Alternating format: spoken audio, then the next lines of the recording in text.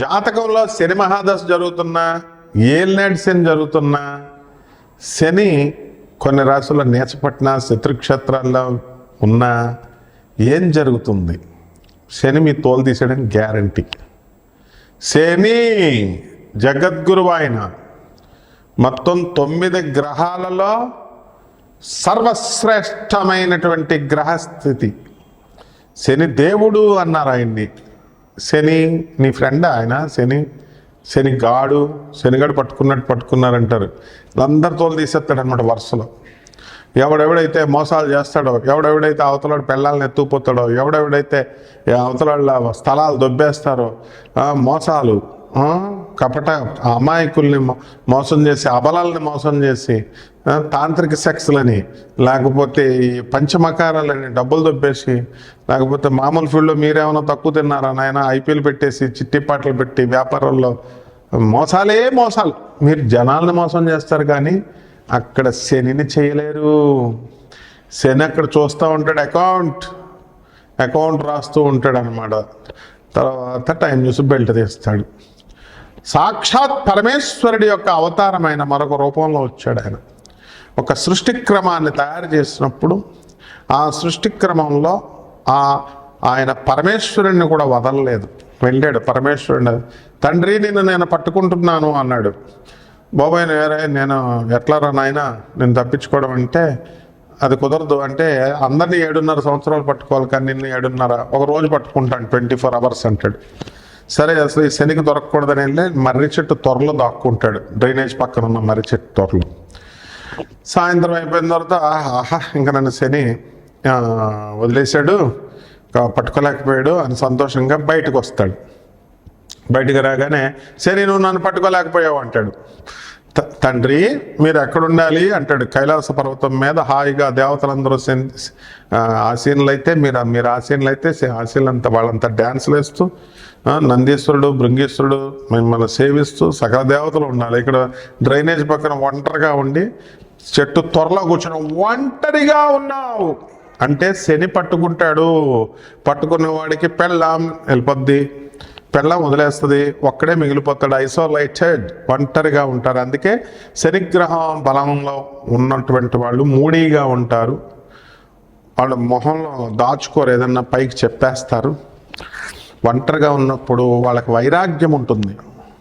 ఆ తర్వాత రెండవది బ్రహ్మదేవుణ్ణి పట్టుకున్నాడు. తండ్రి నిన్ను నేను పట్టుకుంటున్నాను అన్నాడు. ఇదేంట్రా బాబు, నేను మొత్తం సృష్టిస్తాను తండ్రిని, నన్నే హెడ్ ఆఫ్ ది ఫ్యామిలీని పట్టుకుంటే చిన్నవాళ్ళకి నేను లోకువైపోతాను మానవులందరికంటాడు. కుదరదు తండ్రి, నిన్ను అట్లీస్ట్ 2.5 సెకండ్లు పట్టుకుంటాను, 2.5 నిమిషాలు అంటాడు. ఓకే క్యారీ ఆన్ అన్నాడు ఆయన.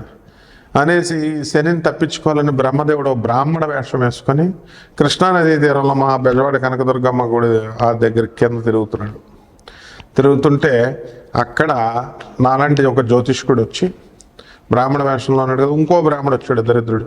అయ్యా నేను దరిద్రందా అంటే నేను మంచివాడిని కాబట్టి పుచ్చకాయ దానమే వింటాను, మరి మిగతా వాళ్ళంతా 2 లక్షలు పట్టరా అంటారు. 2 లక్షలు పట్టరానైనా నీకు ఏదో ఒకటి చేస్తాం శనికి, వీళ్ళు పెద్ద ఏదో శనీశ్వరుడికి పిఎల్ లాగా అంటే సరే. అప్పుడు ఏం చేస్తారు, ఆయన ఈ బ్రాహ్మణ పుచ్చకాయని ఇలాగ తెల్లటి గుడ్డలో సంచిలో పెట్టి ఇలా బ్రహ్మగారికి ఇస్తున్నాడు.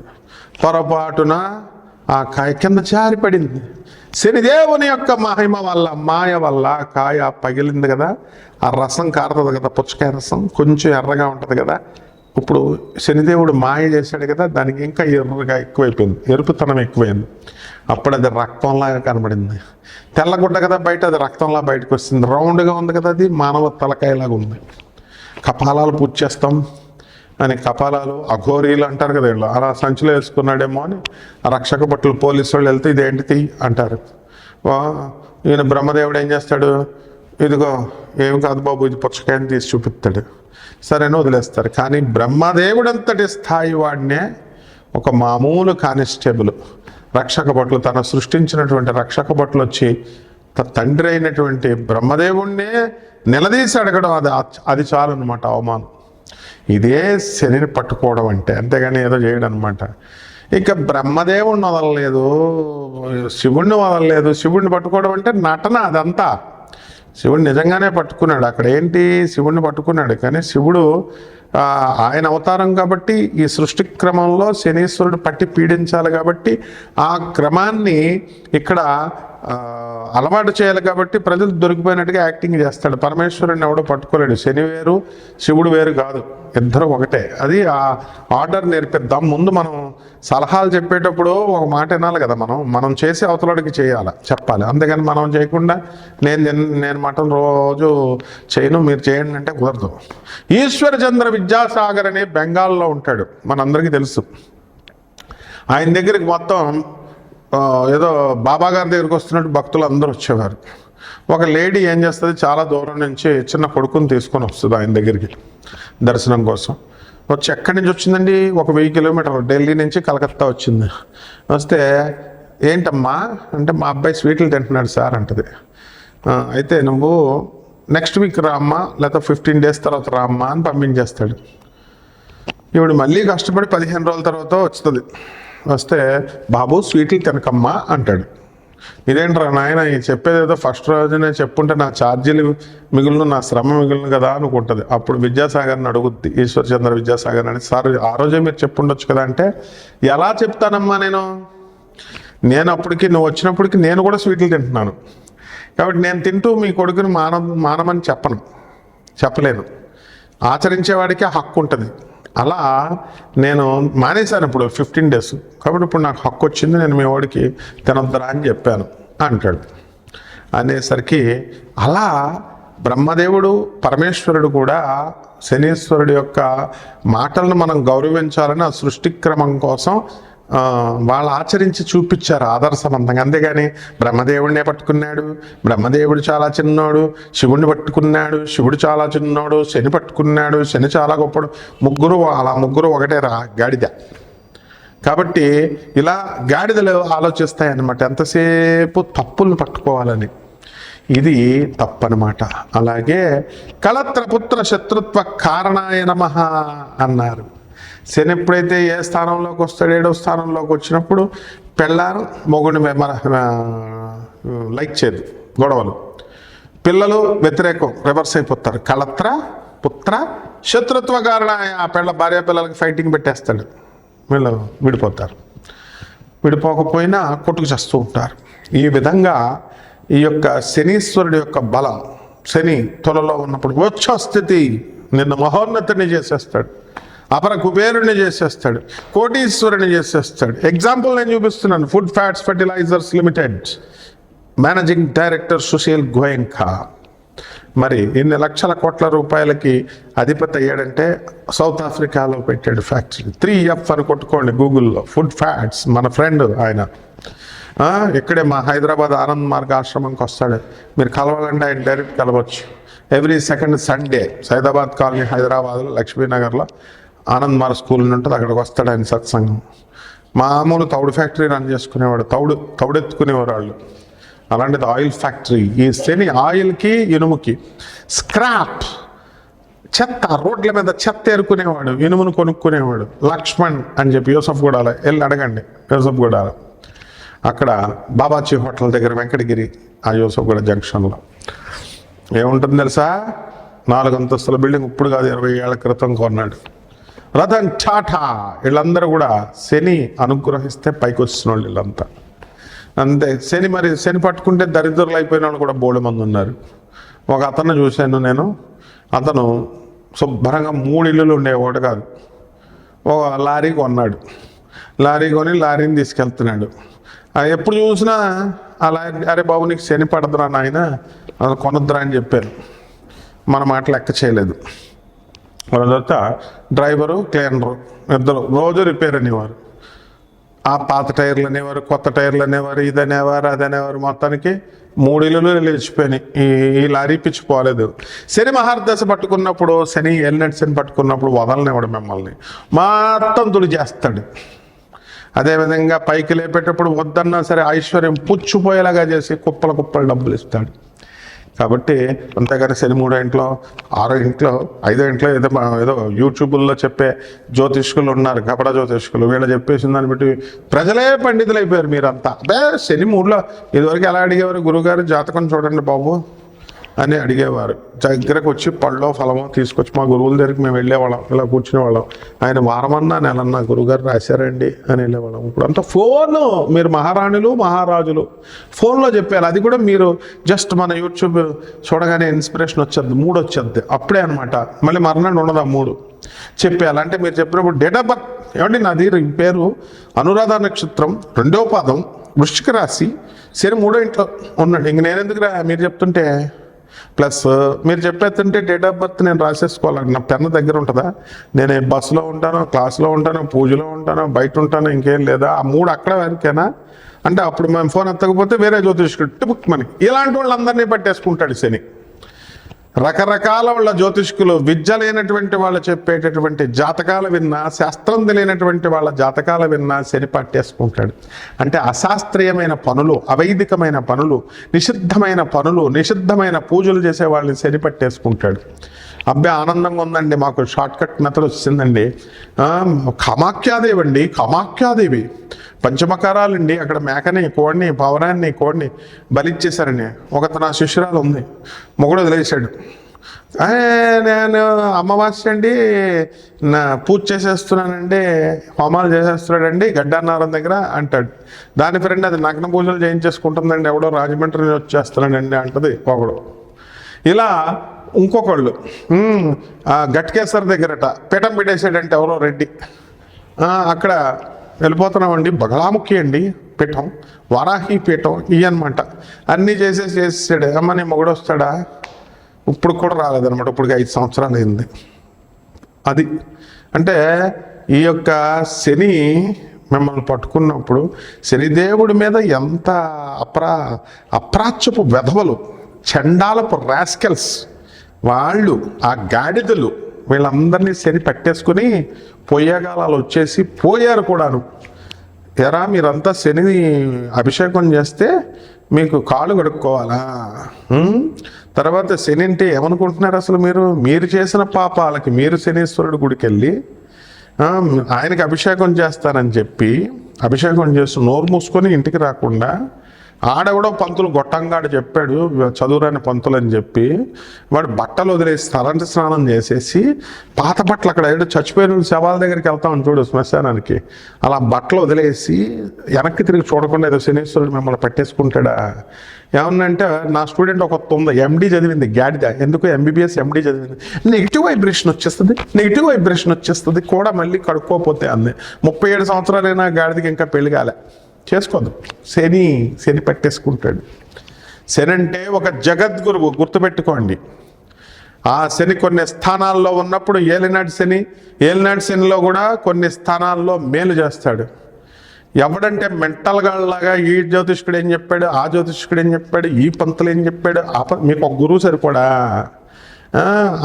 ఆ ఊర్లో పంతులు, ఈ ఊర్లో పంతులు, వీళ్ళ దగ్గర అంటే మిమ్మల్ని పొగుడుతూ మీరు ఇచ్చే డబ్బుల కోసం మేము పొగుడుతూ చెప్పాలా? అందుకే మేము ఫీజులు డబ్బులు తీసుకోం ఆయన. అలాగనంటే ఒక రాత్రి 2 గంటలకు కొట్టింది ఒక ఆమె. 24/7 అన్నారు కదండి, 24/7 అవర్స్, రాత్రి 2ంటికి ఆ తల్లి ఎత్తాం. అయినా సరే యాస్ మాట అంటే మాట, 24/7 సర్వీసెస్ ఎత్తాం. ఇంకోటి వచ్చాడు, డబ్బులు వద్దన్నారు కదండి. నాన్ కమర్షియల్ అంటే ఏంట్రా? వీళ్ళకలా 20,000 దోచేయకుండా, 10,000 దోచేయకుండా ఏదో అనాథ పిల్లలకు భోజనం పెట్టండిరా, మా ఆనందమరి స్వామీజీలకి ఎంతో కొంత భిక్షం అంటారా, డొనేషన్ అంటారా అంటే అది కూడా ఇవ్వడు. ఒక డాక్టర్, ఒక గాడిదిగాడు, ఆ డబ్బులు అడిగేసరికి ఆడు పరారు. అమెరికాలో 10 కోట్లు ఇల్లు కట్టింది ఒక గాడిద ముండ, అది ₹1 ఇవ్వలేదు. ఒక లాయర్ గాడు, ఒక వేస్ట్ నా కొడుకు, ఆడి కోడలంట ఏకంగా లేచి వెళ్ళిపోయిందంట, అక్రమ సంబంధాలు ఉన్నాయని చెప్తున్నాడు. ఆడు మా ఆశ్రమానికే ఫోన్ చేశాడు, ఏదో పోటుగాళ్ళలాగా ఒక ₹10 ఇచ్చిన వాళ్ళు లేడు. నేను మహానుభావులందరినీ చాలామందిని పరిచయం చేశాం మా స్వామీజీలకి. అరే గాడిదల్లరా, 10,000 మంది అవధూతల్ని, సాధువులను తయారు చేసిన సంస్థ డాక్టర్ ఆనందమూర్తి. తర్వాత నోబెల్ ప్రైజ్ విన్నర్గా 1993లో ఎకనామిక్స్లో నోబెల్ ప్రైజ్ విన్నర్ని ఇచ్చినటువంటి వాడరా నా గురువు ఆనందమూర్తి. పిఆర్ సర్కార్ అని కొడితే వస్తుంది. కాబట్టి జాగ్రత్తగా ఉండండి అమ్మా, ఖచ్చితంగా పట్టుకుంటాడు. ఒకటికంటే ఎక్కువ గురువులను పట్టుకున్న వాళ్ళని, ఒకటి చెప్పిన దాన్ని గురువుల్ని ఎదిరించే వాళ్ళని, తర్కం చేసేవాళ్ళని, రావి చెట్టు కింద కూర్చొని శనీశ్వరుడు గుడి పక్కన శపించేశాను ఒకడు. వాడు నీ తల్లికి నువ్వు తిండి పెట్టుకోరా అంటే ఏంటి 50 కోట్ల రూపాయలు వస్తారన్నారు, తర్వాత 6 స్త్రీలు వస్తారన్నారు. తమ్నైల్స్ ఎన్నో పెడతాం, మా ఎడిటర్లు పెడతారు, కమర్షియల్ వాల్యూస్తో వాళ్ళు పెడతారు. మరి ఛానల్స్ కెమెరాకి డబ్బులు ఎవడిస్తున్నాడు? డబ్బులు లైటింగ్ ఎవడిస్తాడు? కెమెరామెన్లు బతకొద్దా? యాంకర్లు బతకొద్దా? కరెంటు బిల్లు ఎవడు కడతాడు? బిల్డింగ్ అద్దె ఎవడు కడతాడు? ఇవన్నీ ఉన్నాయా? ఫ్రీగా చెప్పాలా మీ అందరికీ జాతకాలు? Free free free free free. మీ మొగుళ్ళేమో మిమ్మల్ని కట్నాలు తీసుకున్నారు, సిగ్గు లేదు. మీ పెళ్ళిళ్ళకి ఫంక్షన్ హాల్కి డబ్బులు ఇచ్చి లక్షల రూపాయలు పెట్టి మటన్లు చికెన్లు పెట్టి భోజనాలు పెడతారు, శుభ్రంగా దొబ్బి తింటారు చుట్టాలంతా. వీళ్ళిద్దరు కొట్టుకు చేస్తారు. మీరిద్దరు కొట్టుకు చేసినప్పుడు ఆ తిన్నవాడు ఒక్కడు కూడా పోలీస్ స్టేషన్కి సాక్షి రాడు, కోర్టుకి సాక్షి రాడు. కానీ పేదవాళ్ళకి మాత్రం మీరు పెట్టరు. పేదవాళ్ళకి ఏమన్నా దానం చేయండి రా పంతుల కంటే రేషన్ బియ్యం ఇస్తారు. మీకేమో అన్నీ ఇలాగే అన్నమాట చేసేది. ఇటువంటి వాళ్ళందరినీ శనీశ్వరుడు కౌంట్లేసి పచ్చడి దంచవే మేనత్త మొగుడా మేనత్త కొడుక అని మా మంగమ్మ సోదరు మా బాలకృష్ణ మా బాలయ్య బాబు పడాడు కదా, అట్లా దంచుతాడనమాట. కంగారు పడకండి, మనం తెలుసుకుందాం. ఇంకా వివరాల కోసం నాకు ఫోన్ చేయండి. ఉన్నారా? మీకేం డౌట్స్ ఉన్నా ఏం పర్లేదు, స్ట్రిక్ట్గా ఉండాలా, డిసిప్లిన్ ఉండాలి నా దగ్గర. లేకపోతే నేను ఏం చేయను, నేను శనీశ్వరుడికి చెప్పేస్తాను అంతే.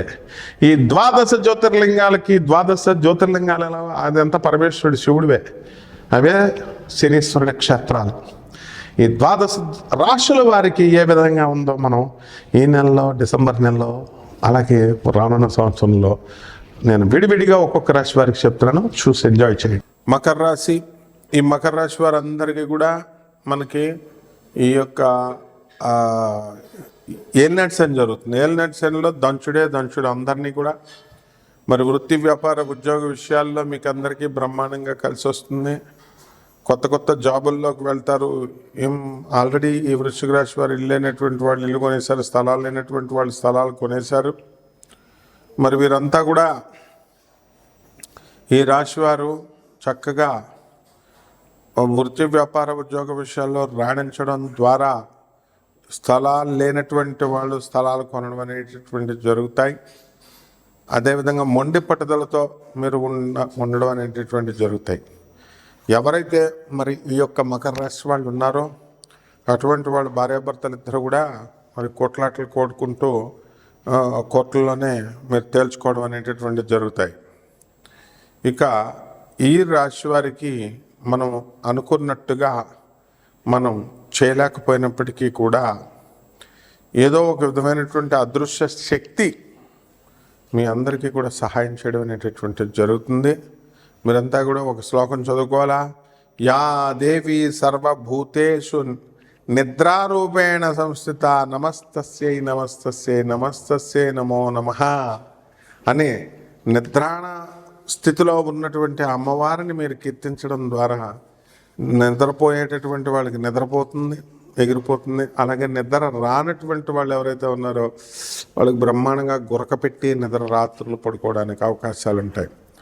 కాబట్టి ఈ యొక్క ఈఎంఐలన్నీ కూడా కట్టిపడేస్తారు మీరు మీ బంధువుల యొక్క సహకారంతో. మీ బంధువులకు కూడా మీరు ధన సహాయం అనేటటువంటిది మకర రాశి వాళ్ళు చేయడం జరుగుతుంది. అలాగే ఈ యొక్క కరెంటు పని చేసేవాళ్ళు, డైలీ వర్క్ చేసుకునేటటువంటి వాళ్ళు, వీళ్ళందరికీ కూడా పని బ్రహ్మాండంగా పుష్కలంగా దొరుకుతుంది. అందువల్ల దీనికోసం ఎల్నట్స్ అని కంగారు పడాల్సినటువంటి అవసరం లేదు.